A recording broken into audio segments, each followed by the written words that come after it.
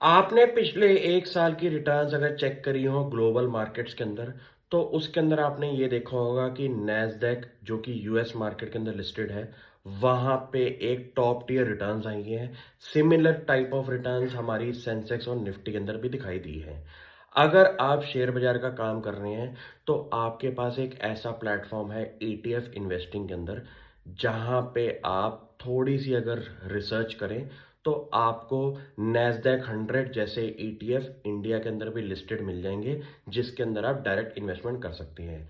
इसी दौरान मैंने एक और ईटीएफ पकड़ा जो कि हांगकांग मार्केट के अंदर काम करता है और वहाँ के टॉप 30 टेक्नोलॉजी कंपनीज के अंदर उस ईटीएफ के अंदर इन्वेस्टमेंट करी हुई है। ये ईटीएफ का नाम है Mirae asset Hang Seng ETF, जिसके बारे में आप गूगल सर्च करना शुरू कर दें, क्योंकि आज की डेट में इस ईटीएफ के अंदर अराउंड 25% का डिक्लाइन आया हुआ है अपने ऑल टाइम हाई से। आज की डेट में अगर मैं कोई काम करता हूं, 100 रुपया भी अगर मार्केट में इन्वेस्ट करना हो, तो आपको सबसे पहले ये चेक करना चाहिए कि सबसे ज्यादा अपॉर्चुनिटी कहाँ पे दिखाई दे रही है। अगर आप मेरे को फॉलो कर रहे हैं पिछले 1 से 1.5 साल के टाइम पीरियड पे, आपने ये नोटिस किया होगा कि मेरी इनिशियल वीडियोस टॉप 5 की जो थी शुरू की, उसके अंदर मैंने नैस्डैक 100 और फैंग ईटीएफ के ऊपर बात करी थी। रीजन बीइंग, वो दोनों ईटीएफ अपने ऑल टाइम लो पे खड़े हुए थे और मैंने उन ईटीएफ को फर्दर स्टडी में ये चेक किया कि आज की डेट में अगर इंडिया में बैठ के अगर आपको यूएस मार्केट के अंदर इन्वेस्टमेंट करनी है, तो ये सबसे कॉस्ट एफिशिएंट और कॉस्ट इफेक्टिव मैनर है ईटीएफ इन्वेस्टिंग का। सिमिलर लाइंस पे आपने सेम चीज इंडिया के अंदर भी देख सकते हैं। जैसे आप इंडेक्स फंड में इन्वेस्ट करते हैं, जैसे आप कोई सेक्टोरल बेट लेते हैं, उसी सिमिलर लाइंस के अंदर आप ईटीएफ इन्वेस्टिंग इंडिया के अंदर भी इंडियन मार्केट के ऊपर कर सकते हैं। ये बात होगी हमारी ईटीएफ्स के ऊपर। अब इसी सिमिलर लाइंस पे मैंने ये नोटिस किया जब मैं ईटीएफ्स को स्टडी कर रहा था कि ये एक ऐसे ईटीएफ हैं जो इस टाइम टॉप डिक्लाइन पे खड़े हुए हैं, और उनको फर्दर खोलने पे ये समझ में आया कि ये एक ऐसा ईटीएफ है जो कि चाइना का बिगेस्ट 30 कंपनीज को ट्रैक करता है। अब बिगेस्ट 30 कंपनीज वो ऐसी टेक्नोलॉजी कंपनीज हैं जैसे कि जिनके नाम शायद आपको भी पता है, लेकिन आपको ये आइडिया नहीं है कि आप यहाँ पे बैठ के भी उनमें इन्वेस्टमेंट कर सकते हैं। आपका इंटरनेशनल पोर्टफोलियो ज़रूर होना चाहिए अगर आपकी एलोकेशन है टुवर्ड्स इक्विटीज़।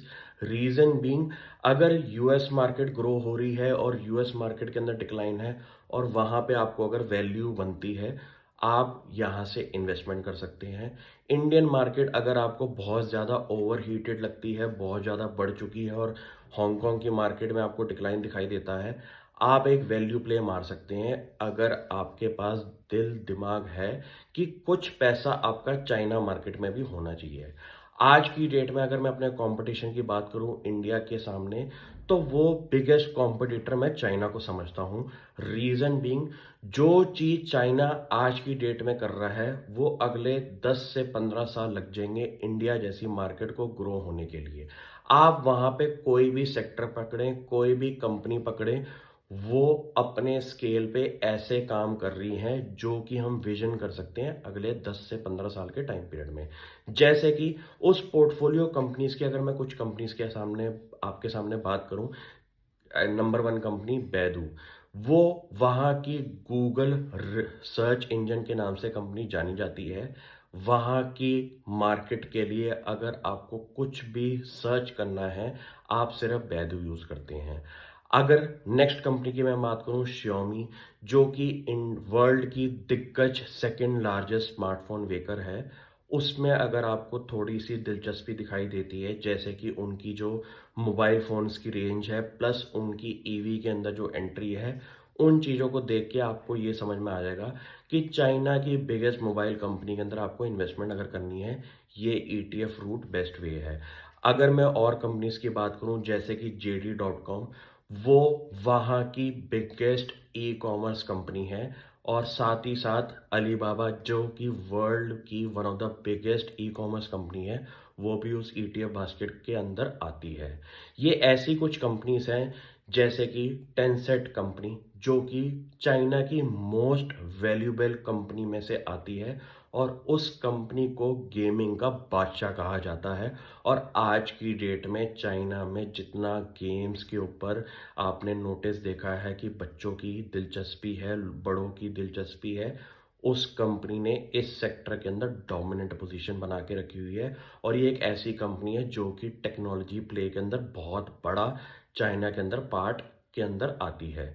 मैं ऐसी कंपनियों के नाम आपके सामने इसलिए थ्रो कर रहा हूँ कि टॉप 30 में से कुछ ऐसी कंपनीज आपके दिमाग में आनी चाहिए जिनके नाम आपने सुने हुए हैं।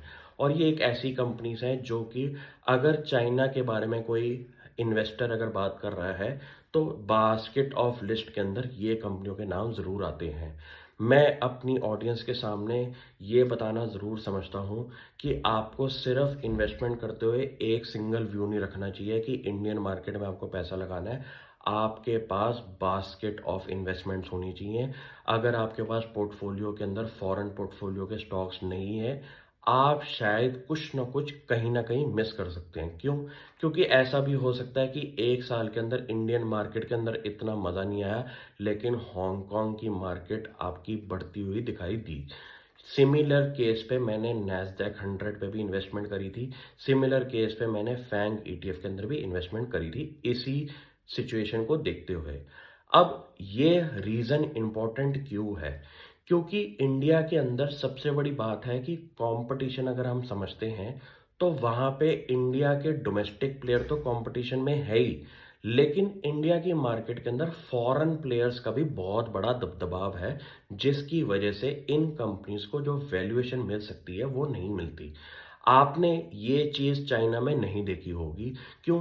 क्योंकि चाइना की एक ऐसी कंट्री है जहाँ पे आपके पास कहीं पे भी डोमेस्टिक कंपटीशन के अंदर कोई फॉरेन कंपटीशन आता है, चाइना उन कंपनीज की एंट्री को बैन कर देता है। उन्होंने अपने डोमेस्टिक इकोसिस्टम को इतना ज़्यादा इम्पोर्टेंट एरिया रखा है कि वहाँ की छोटी छोटी कंपनीज आज की डेट में अपने अपने सेक्टर्स के अंदर दिक्कत बादशाह बन चुकी हैं। आपको ये पता है कि वहाँ पे ना गूगल चलेगा, ना आपका व्हाट्सएप चलेगा, ना आपका फेसबुक चलेगा, ना आपका वहाँ पे कोई ई कॉमर्स साइट चलती है। रीज़न बीइंग, ये ऐसे कॉमन कॉमन प्लेसेस हैं जहाँ पे वहाँ की गवर्नमेंट ने डोमेस्टिक कंपनीज को इतनी ज़्यादा इंपॉर्टेंस दी है कि इस मार्केट की पॉपुलेशन को सिर्फ डोमेस्टिक कंपनीज ही लीड करें। क्योंकि ऐसे कॉम्प्लेक्स सेक्टर नहीं है जहाँ पे ये कंपनीज अपने आप को प्रूव नहीं कर सकती।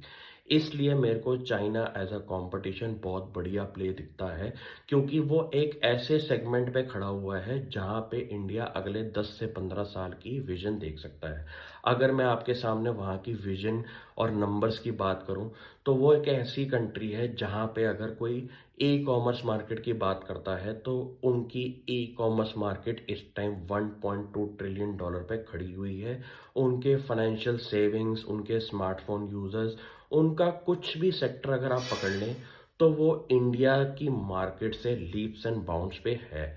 लेकिन वहीं पे ये एक वैल्यूएशन आपको दिखाई देती है कि वहाँ का ईटीएफ अगर आपको 20-25% की डिक्लाइन पे दिखाई दे रहा है, ये एक वैल्यू प्ले हो सकता है जिस पे आप अपना भी विचार बना सकते हैं। ऐसे कंटेंट के लिए मेरे को रीच आउट करें। मेरे को बड़ा मज़ा आता है अपने लाइक माइंडेड लोगों से बात करके। Thank you.